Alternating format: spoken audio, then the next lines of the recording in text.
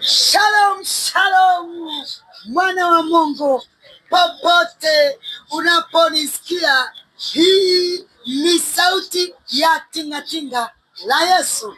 Nichukue nafasi kukukaribisha. Jumapili tutakuwa na ibada amazing. Ninavyosema yani amazing, ni ibada ya meza ya Bwana na damu ya Yesu.